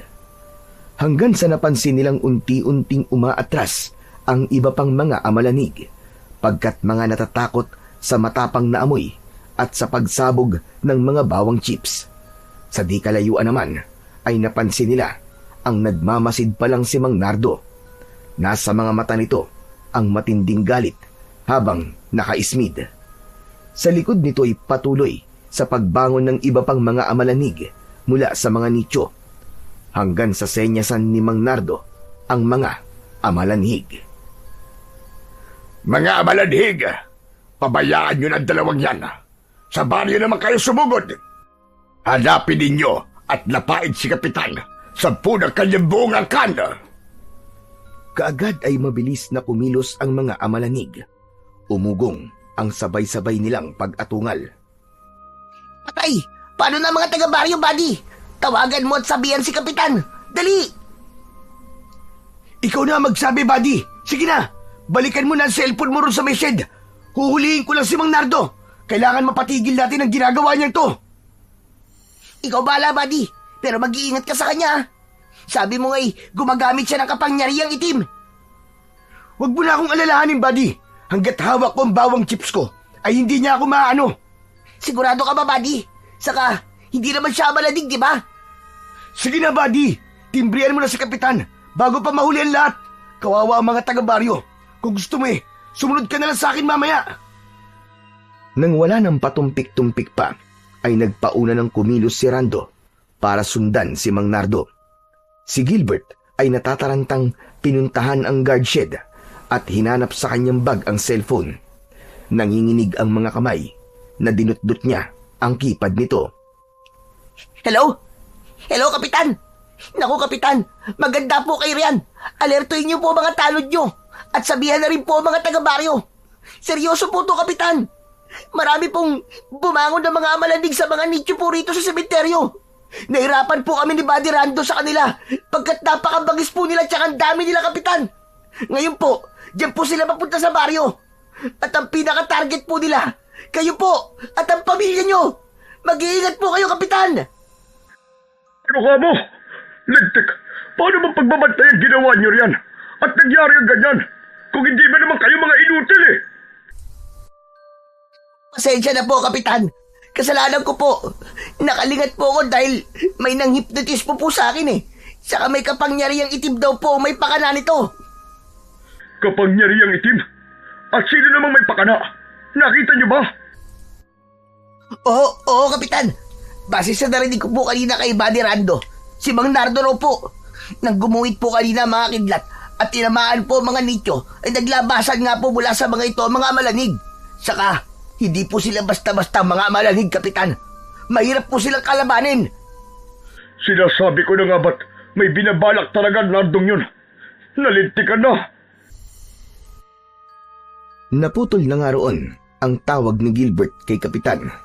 Narinig pa niyang biglang naghiyawan ng mga tao roon bago pinatay ni Kapitan ang cellphone nito. Samantala, si Rando na may patuloy na hinahanap kung saan na sumuot si Mang Nardo. Luminga-linga siya sa mausok na paligid. Patuloy pa rin ang pagbuhos ng ulan at ang panakanakang pagguhit ng kidlat at pagdagundong ng kulog. Mang Nardo! Mang Nardo, lumabas ka! Alam ko narito ka pa. Bakit mo ba ginagawa ang ganito? Pagbaling ni Rando sa isang banda ay naaninag niya ang bulto ng isang taong papalapit sa kanya. Nakasuot ito ng kulay itim na kapote. Ang mga mata nito'y nagbabaga sa kapulahan. Mang Nardo! Mang Nardo! Kayo ba yan? Ako nga, Rando. Pero binabalaan kita. Hindi ka na dapat nakikialam dito. Hayaan mong maglapat ako na katarungan hindi nakabit ng pamilya ko. Oo, alam kong may taglay kang mutya ng sumasabog na bawag. Pero hindi sapat yan para labanan mo ko. Malakas ang taglay kong kapangyarihang itim. Kaya kong tawagin ang lahat ng uri ng mga aswang kung gugustuhin ko. Kung magiging hadlang ka lang din naman sa pag-iiganti ko, hindi ako magdadalawang isip na idamay ka at ang mga kasamaan mo, pati pamilya mo, ay pwede kong idawit kung gugustuhin ko. Wala akong alam sa dahilan ng pag-iiganti nyo, Mang Nardo. Pero hindi naman po yata tamang idamay nyo ang mga inosenteng tao sa baryo. Anong sinasabi mong inosente? Kung alam mo lang, Rando, kung alam mo lang ang ginawa ni Kapitan Tonyo at ang mga taga-baryo sa pamilya ko noon, binaliwala nila ang pamilya ko sa kabila ng pagmamakaawa kung tulungan sila dahil sa sakit na may lunas pa sana. Pero anong ginawa nila? Naging makasarili sila at gusto nilang sila lang ang makinabang sa ayuda. Siniraan nila ang pamilya ko at nagpakalat sila ng kung ano-anong kasinungalingan na keso may lahi raw kaming amalanhig. Ang sakit daw ng pamilya ko'y lubang nakakahawa at hindi na kailangan mabuhay pa. Wala na raw pag-asang gumaling pa ang sakit nila. Ang Kapitan Tonyo namang yun ay agad naniwala sa kabila ng dati kaming matalik na magkaibigan. Nagbago siya. Simula nang maluklok siya bilang kapitan at itinakwil niya ang aming pagkakaibigan. Mas kinampihan niya ang mga maiimpluwensya at mayayaman sa baryo kaysa sa kaibigan niyang isang hamak na mahirap lamang. Kaya magmula nang mamatay ang asawa at mga anak ko, nangako ko sa sarili kong ipaghihiganti ko sila isang araw. At heto na nga ang araw na yun. Wala na makakapigil pa sa paghihiganti ko. Sa kanyang nalaman ay hindi nakaimik si Rando. Tama siyang may malalim ng dahilan si Mang Nardo at hindi pala biro-biro ang pinagdaanan ng pamilya nito. Kaya kung ayaw mo madamay, Rando, ay wag mo nang tangkaing kalabanin pa ako. Matatahimik lang ako kapag naipaghiganti ko na ang asawa at mga anak ko. Huwag mo nang hayaang gamitin ko pa ang pinakamabagsik na enerhiya na taglay kong kapangyarihang itim. Hindi ko po kayo lalabanan, Mang Nardo.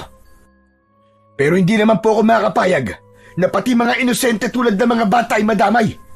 Hindi naman po siguro lahat ng taga-baryo ay siniraan kayo o sang-ayon sa nangyari sa inyo noon. Isa pa hindi naman po yata tamang pati mga namatay nilang kaanak ay ginising nyo at ginawa nyo mga amalanig. Pues, wala na tayong magagawa roon, Rando. Nangyari na nangyari at hindi ko na mababawi yun. Gumagana na ang kapangyarihan kong itim. Hindi ba nyo pwedeng kontrolin? Bakit hindi na lang yung mga talagang sangkot ang hayaan nyo sa lakay ng mga amalanig? Kung ganun po mangyayari, hindi ako tututol. Hahayaan ko kayong magiganti sapagkat naiintindihan ko kayo. Saglit na natahimik si Mang Nardo at matiim na tinitigan si Rando. Pues, Hindi naman talaga ako masamang tao. Kung hindi lang inargabyado ang pamilya ko. At kung pinakitunguhan lang nila ako ng patas, hindi ko rin talaga kagustuhang magpasakop sa puwersa ng dilim at ng kapangyarihang itim. Napilitan lang ako sa pagnanais na makapaghiganti. Ang mabigyan lang ng hustisya ang pagkamatay ng pamilya ko. Ang talagang pakay ko. Oo, gusto kong sundin ang mga sinabi mo. Pero may kondisyon. Ano ang kondisyon, Mang Nardo? Pinag-usapan nila ang kondisyon ng gabing yon hanggang sa may mapagkasunduan sila. Samantala, sa pinakabaryo ay nagkakagulo na ang mga tao. Kanya-kanya sila ng tago. Pati ang mga kalalakihan ay natakot kalabanin ang mga amalanig na talaga namang pagkakabangis ng itsura at hindi pangkaraniwan ang bilis kumilos. Ang ilang minalas na nahuli ng mga amalanig ay todo sigaw. Gayunpaman, ang iba ay hinayaan nilang makatakas. Ang iba ay dumanas ng brutal na paglapa. Nagmistulang naging mapamili ang mga amalanig na yon. Para bang meron silang espesipiko na target. Isa sa mga naabutan at nahuli ng mga amalanig ay si Aling Corazon. Tulong! Tulungan niyo ako! Lalapain ako ng mga amalanhig! Tulong! Sinubukang ilabas ni Aling Corazon ang inihanda niyang bawang chips at ikiniskas ito sa katawan ng amalanig.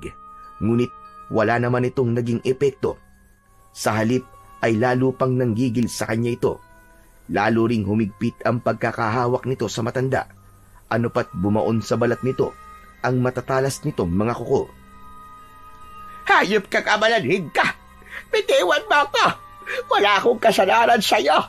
Yung mga masasama lang ang lapain mo! Huwag ako! Pinilit na kumawala ni Aling Corazon hanggang sa isang paglinganyay na mataan niya si Rando na parang walang anumang naglalakad sa gitna ng mga kaguluhan. Malakas niya itong tinawag. Rando! Rando dito! Tulungan mo ako! Rando! Ngunit nang lumingon si Rando kay Aling Corazon, ay malamig lang itong tinitigan. Pagkaraan ay parang binaliwala siya ng binata. Pwisit! Ano nangyari sa sikyong yon? Para namang hindi niya ako nakilala. Ano ba yan? Hindi man lang ako tinulungan. Maya-maya pa, biglang binitiwan ng amalanhig si Aling Corazon at malakas na itinulak. Aray ko naman! Tabuhong amalanhig ka! Ano't tandiri ka sa tulad kong amoy lupa? Hayop na to at nag-inarte pa. Pero buti na lang. Aray ko, sakit na mga kukumuntaragis ka. At ang Rando na yon, umanta talaga siya sa akin. Maingat at palihim na sinundan ni Aling Corazon si Rando. Tuwing may amalanhig na makakakita sa kanya, ay natuklasan niyang hindi siya pinapansin. Una, ay nagtaka siya kung bakit. Pati ibang mga tao ay napansin din niyang hindi sinasalakay ng mga amalanig. Parang pili lang ang inaatake ng mga ito. Hanggang sa kakasunod ni Aling Corazon kay Rando, ay napadpad sila sa bahay ni na Kapitan Tonyo. Lalabas na sana si Aling Corazon mula sa pinagtataguang puno, ngunit natigilan siya nang mapansin niyang tila may isinisenya si Rando sa mga amalanig sa paligid na parabang ito ang leader ng mga ito. Teka, paanong si Rando ang leader ng mga amalanhig? Apoy, paano nangyari yon? Hindi ba't may saanting-anting siyang bawang chips? Bakit hindi man lang nagiging iwas sa kanya o natatakot sa kanya ang mga amalanhig? Abay, kaya siguro parang hindi niya ako kilala kanina. Ang lagay pala kakampi niya ang mga amalanhig. Paano na ito? Kung susugurin ko siya, baka ako naman ang mapahamak. Teka, oobserbahan ko nga muna ang mga nangyayari. Nang makapagtago na ang mga amalanig, ay kinatok ni Rando ang pinto ng bahay ni na Kapitan Tonyo na mula pintuan hanggang mga bintana'y saradong-sarado. Kapitan! Kapitan, si Rando po ito! Buksan niyo po ang pinto! Nandito po ako para protektahan kayo! Maingat naman na pinagbuksan ng pinto ng kapitan si Rando. Halatang takot na takot ito habang pasilip-silip sa paligid. May hawak-hawak itong baril. Anak ka ng lintik ka! Pumasok ka, bilis! Kasalanan niyo ni Gilbert kung bakit nangyayari to. Hinayaan niyo makapasok sa sementeryo si Nardo. Hindi namin kasalanan, Kapitan. O mas tamang sabihin, kasalanan niyo at ng iba pa sa baryo. Ano? Ano ba pinagsasasabi mo, lintik ka? Pumasok ka na nga rito sa loob at baka nariyan na ang mga malanig. Bilisan mo! Hindi, Kapitan. Mas lalo kayo mapapahamak dito at mapapasok ng mga amalanig. Sumama na kayo sa akin. Isama niyo ang buong pamilya niyo. Sumunod kayo sa akin habang wala pa sa banda rito ang mga amalanig. At saan naman tayo pupunta, Ber? Baka ipahamak mo lang kami, Rando. Ayoko mapahamak ang pamilya ko. Sa baryo hall po tayo, Kapitan. Nandun na rin po ang iba. Dinala namin sa covered court. Nandun na rin po si Gilbert at ang mga tanod nyo. Nakabantay sa gate. Sigurado ka ba riyan? Oo, Kapitan. Ligtas kayo ron.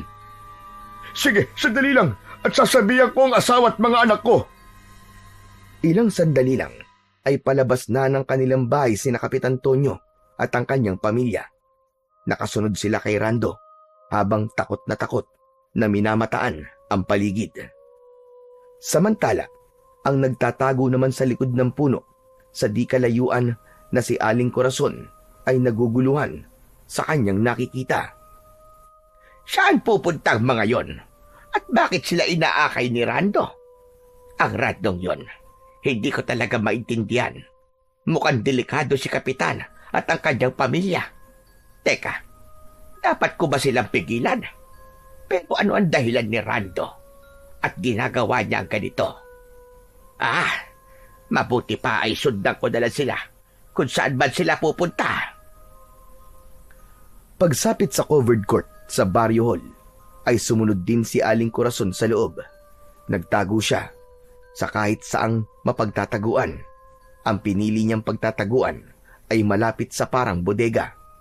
Naghintay siya roon kung ano ang susunod na mangyayari. Sa di kalayuan ay nakita niya ang sikyo na kasamahan ni Rando na si Gilbert. May kasama itong isang lalaking nakakapote ng kulay itim. Maingat nilang isinasarang maigi ang gate matapos makapasok ng pamilya ni Kapitan Tonyo. Aba, teka. Sinong lalaking yon? Bakit parang kamukha ni Rando? Dalawa si Rando? Leche, namamalikmata yata ko. May kakambal kaya si Rando?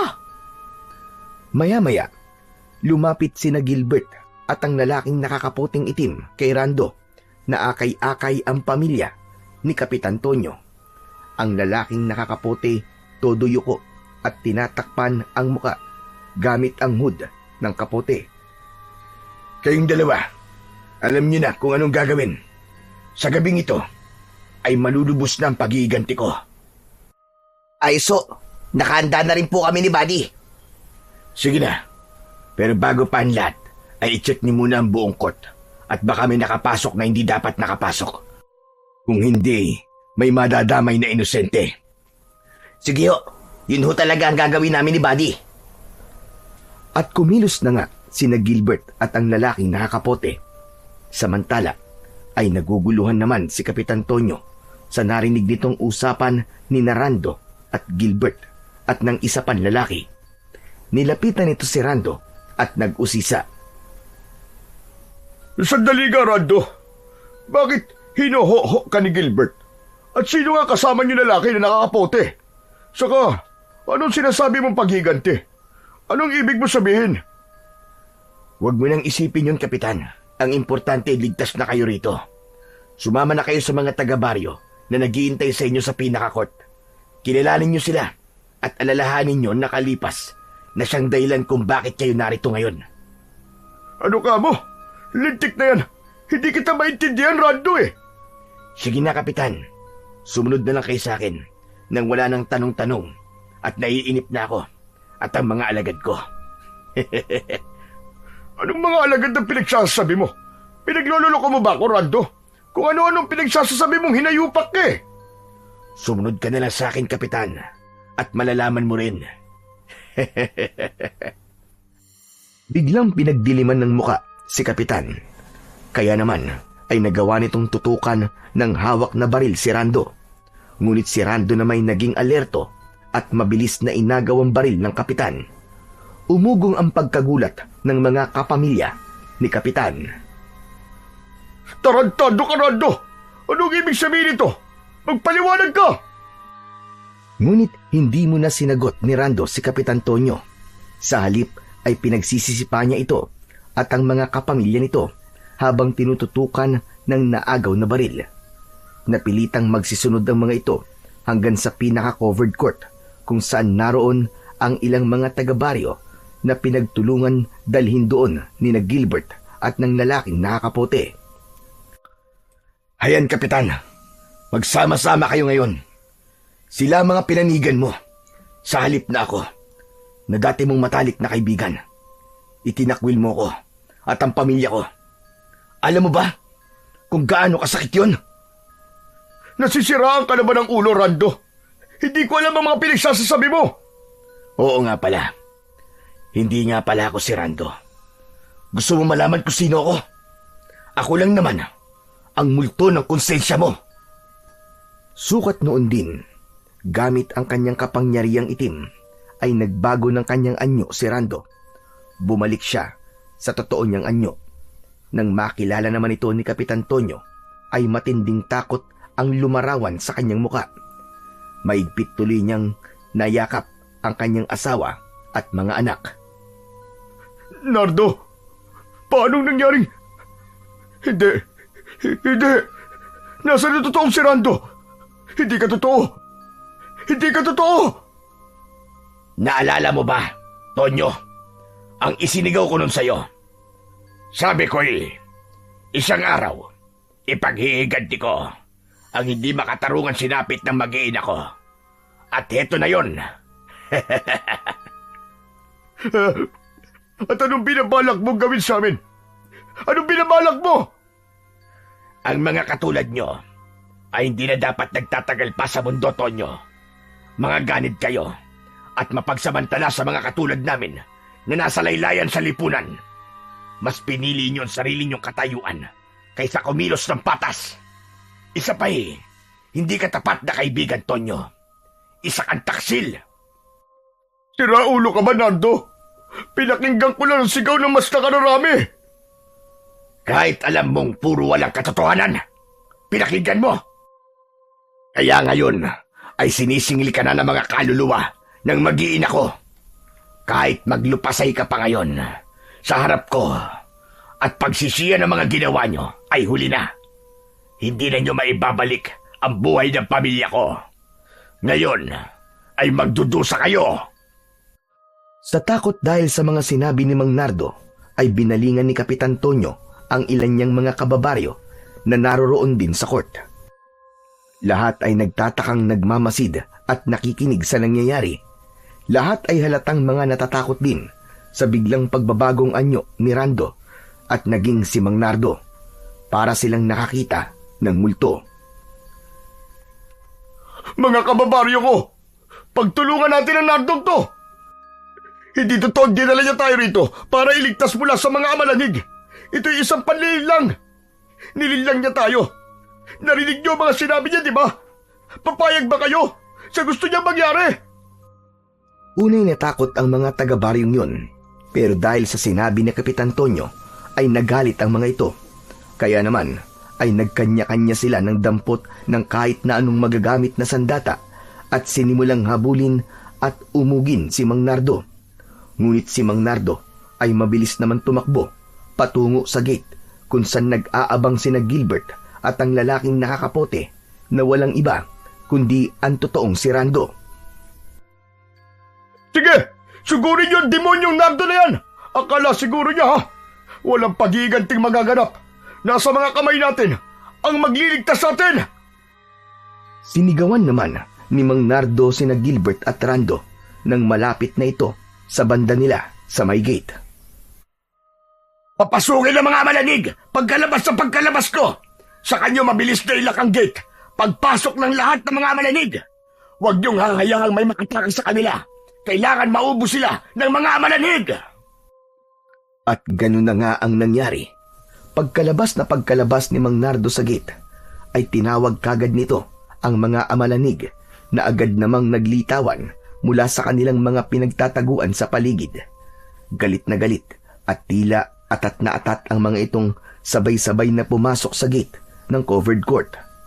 Nang makapasok ng lahat, ang mga nagsisiatungal na mga amalanig ay mabilis nang pinagtulungang ilak ni na Gilbert at Rando ang malapad na gate.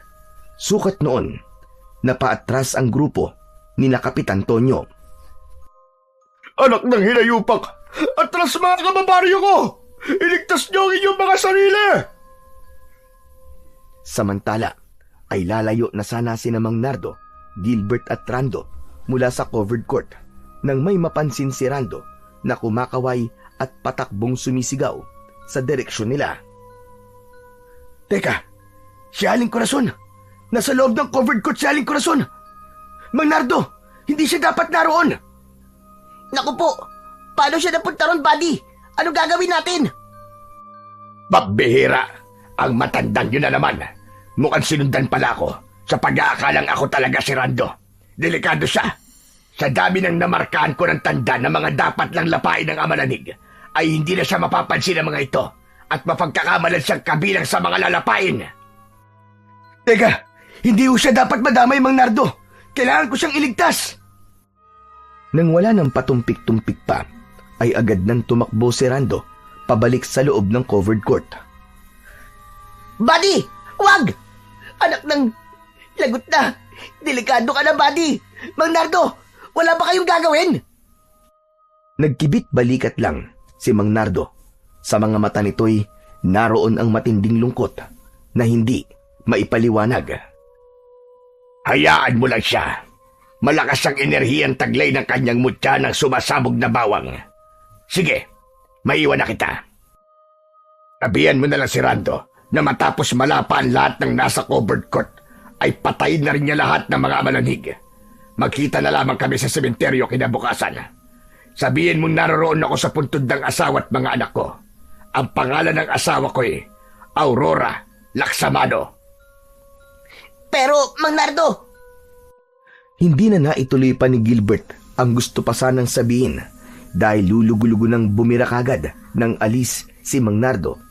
Habang papalayo ito'y lumakas na naman ang buhos ng ulan kasabay ng pagguhit ng matalim na kidlat at pagdagundong ng malakas na kulog.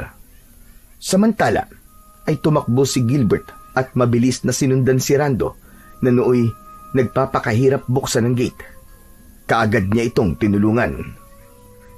Bakit sumunod ka pa rito, buddy? Ako na lang ang papasok at baka mapahama ka pa sa loob. hindi, buddy. Magtutulungan tayo. May mga ibinilid sa akin si Mang Nardo.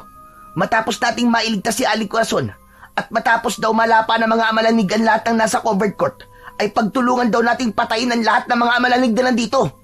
Bigyan mo na lang ako ng bawag mo na hindi daw ubos. Pagpasok nila sa gate, ay natataranta kagad nilang sinakluluhan si Aling Corazon na nooy sumisigaw na hinahabol ng isang grupo ng mga amalanig. Tulungan niyo ako! Rando, bilisan niyo! Baka ma-rape ako, baka malapa ako ng mga amalanig! Habang tumatakbo'y inaabutan ni Rando si Gilbert ng isang dakot na bawang chips. Sige, Gilbert! Hagisan mo kaagad ang mga amalanig na yun!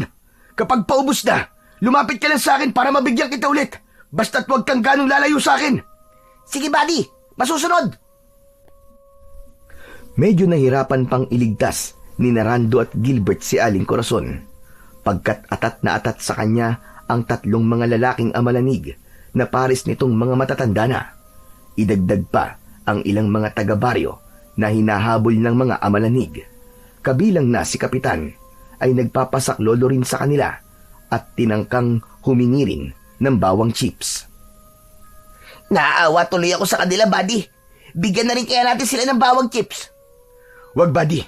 Nakipagkasundo ko kay Mang Nardo. Kapag ginawa natin yun, pati tayo lalapain ng mga amalanig. Kapag nalaman din niya idadamay niya pati mga pamilya natin. Naging napakahaba at sobrang nakakapagod ng gabing yon para kina Rando at Gilbert. Matapos nilang mailigtas si Aling Corazon, ay hinintay pa nilang malapa lahat ng mga amalanig ang mga nasa covered court. Tila isang bangungot ang kanilang nasaksiyan. Napakabrutal at madugo. Sumunod ay pinagtulungan naman nilang pasabugin ang lahat ng mga amalanig sa pamamagitan ng di nauubos na bawang chips ni Rando. Maging si Aling Corazon ay tumulong na rin. Matapos ang lahat ay napaiyak ang tatlo dahil sa napakaraming mga bangkay sa paligid. Kawawa naman ang mga nalapa. Bakit kailangan magkaganito? Ano to? Magpaliwanag ka, Rando! Magpaliwanag ka! Ganun po talaga, Aling Corazon. May mga kasalanang kailangan pagbayaran. Nagiganti lang po si Mang Nardo nang hindi na kailangang idamay pa ang mga katulad niyong inosente rito sa baryo. Ganun pala, buddy. Pero nakakalungkot pa rin talaga. Siya nga pala, buddy. Sabi ni Mang Nardo, makipagkita ka raw sa kanya bukas sa sementeryo. Puntahan mo raw ang puntod ng asawa at mga anak niya. Naroroon daw siya. Ang pangalan daw Aurora Laksamano. Ha? Laksamano? Laksamano ang apelyido ni Mang Nardo? Malamang, buddy. Bakit ba gulat na gulat ka? Wala, buddy. Itatanong ko nilang pala sa asawa ko pag uwi ko. Kinabukasan ay pinuntahan kagad ni Rando ang puntod ng asawa ni Mang Nardo. Sinamahan siya ni Gilbert at Aling Corazon. Laking panlulumo nila nang madatnan nila roon ang wala ng buhay na katawan ni Mang Nardo. May sulat na nakapatong sa dibdib nito. Kinuha at binasa yon ni Rando. Rando, salamat sa pagpapaubaya mong maipaghiganti ko ang pamilya ko. Patawad din kung kailangan kong kitlin ang buhay ko. Ito'y para mamatay na rin ang aking kapangyarihang itim na isinalin sa akin. Nakikisuyo akong ilibing niyo rin ako sa tabi ng libingan ng asawa ko. Muli, maraming salamat at paalam.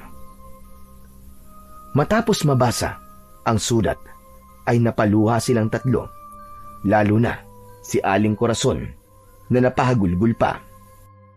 Samantala, nang makausap ni Rando ang kanyang asawa tungkol sa mutya ng sumasabog na bawang chips, ay napag-alaman niyang kaanak pala nito si Mang Nardo, at si Mang Nardo pala mismo ang nagbigay rito ng mutya ng sumasabog na bawang.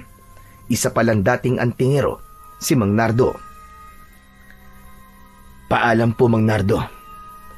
Ngayon makakasama niyo na po ang inyong pamilya na alam kong nakamit na ang hustisya ng kanilang pagkamatay.